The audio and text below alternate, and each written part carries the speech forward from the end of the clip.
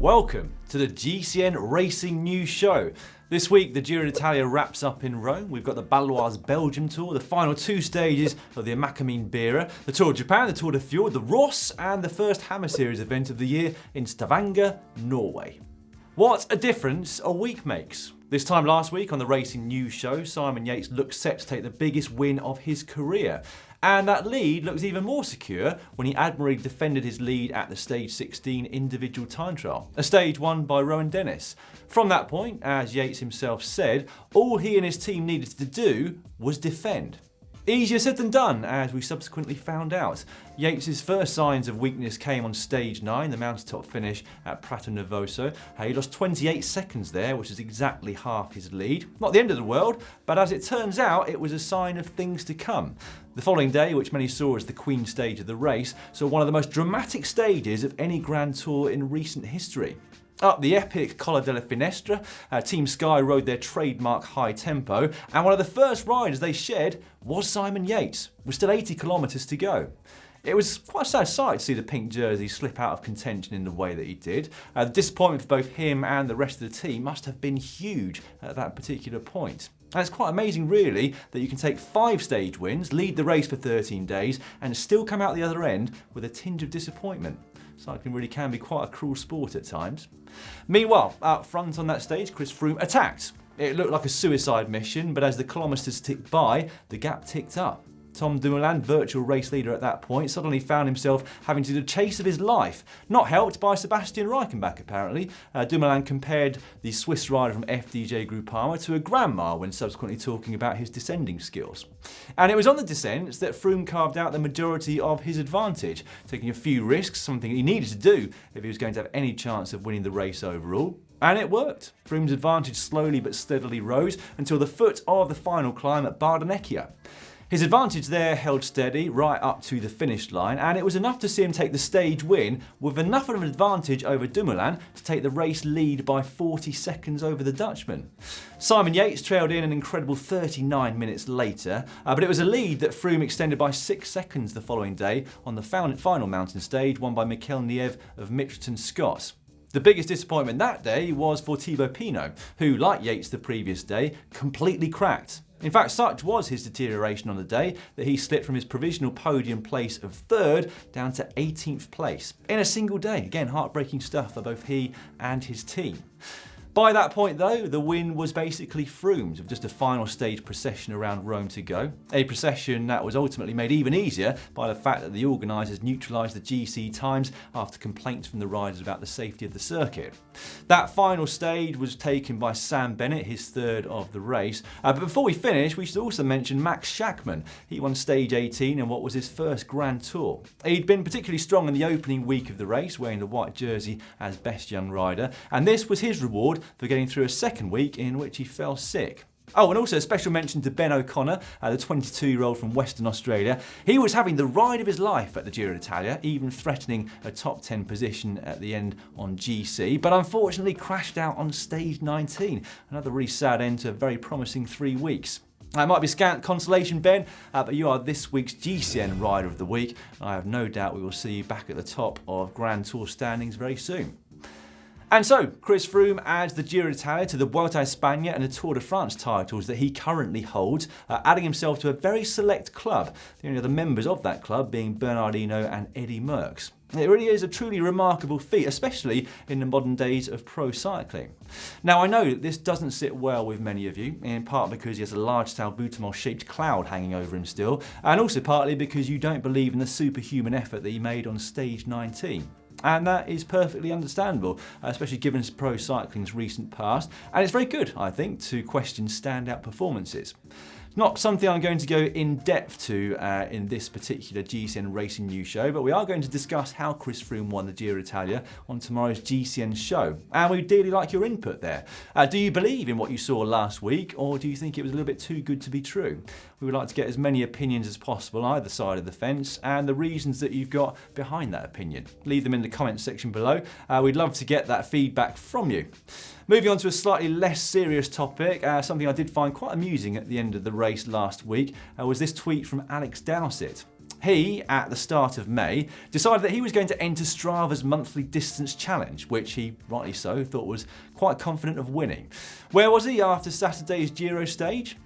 29th, which means 28 people have done more kilometres than Alex Dowsett, doing a grand tour this month. Absolutely bonkers.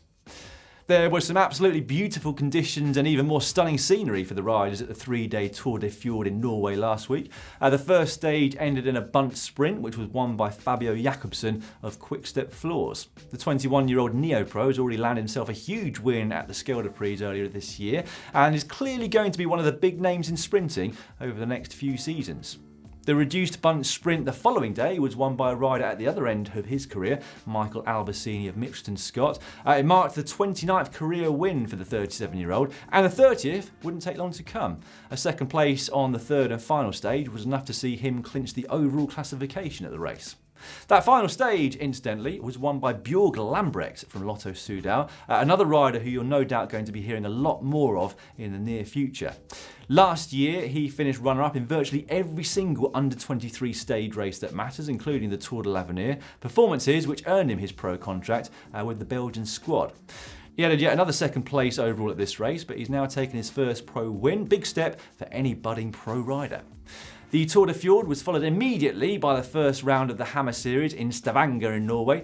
The race followed the same 3-day format as last year's inaugural event in Limburg. The climb on day 1, the sprint on day 2, and the chase to finish it all off on the final day. Continuing his run of form on the climb was Albertini. He was instrumental in giving Mitchelton Scott the win that day by a huge margin over second place Team Sunweb. And it was the same 1-2 the following day in the sprint, this time Daryl Impey particularly prominent at the front.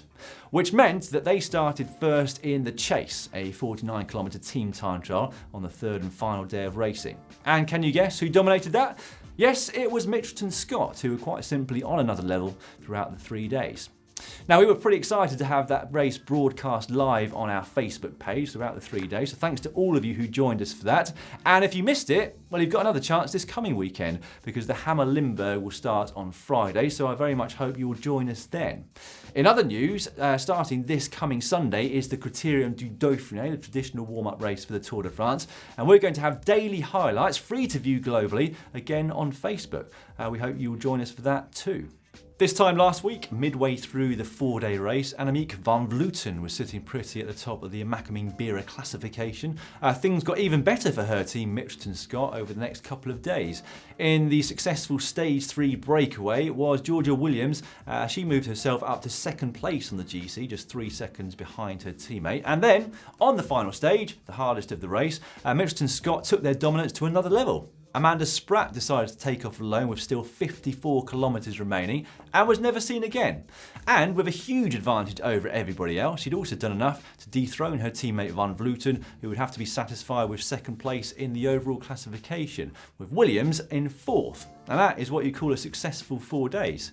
Jens Kerkelera won the Baloise Belgium Tour on Sunday. The opening 2 stages had been won by his teammate Andre Greipel, who's on some pretty seriously good form right now. Christophe Laporte took the TT, but it was on stage 4 around Wanza that Kerkelera moved into the race lead. A stage won by another of his teammates, Jelle van den Dert.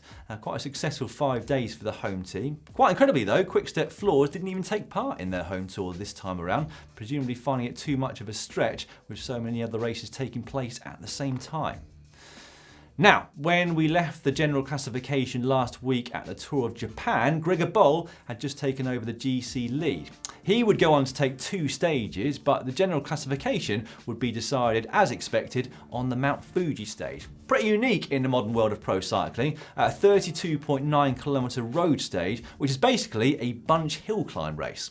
There, Marcos Garcia will prove to be the strongest, taking the race lead in the process. A lead he would keep right through to the finish line in Tokyo yesterday, going one better than the result there 2 years ago. Before we go, we have got to mention the Roos Tiltien.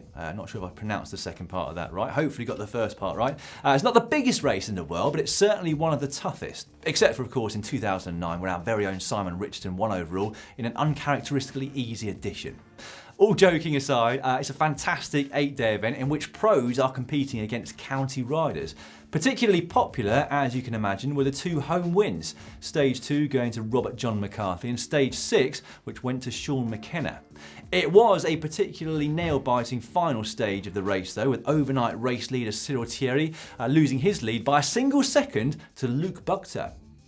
Definitely pronounced that wrong. And you can't say that the win wasn't deserved by Buchter, which I'm going for now. He was nothing if not consistent. He took a stage win and never finished outside the top 5 on any of the stages. Impressive stuff, given how unpredictable every single stage of the Ras can be.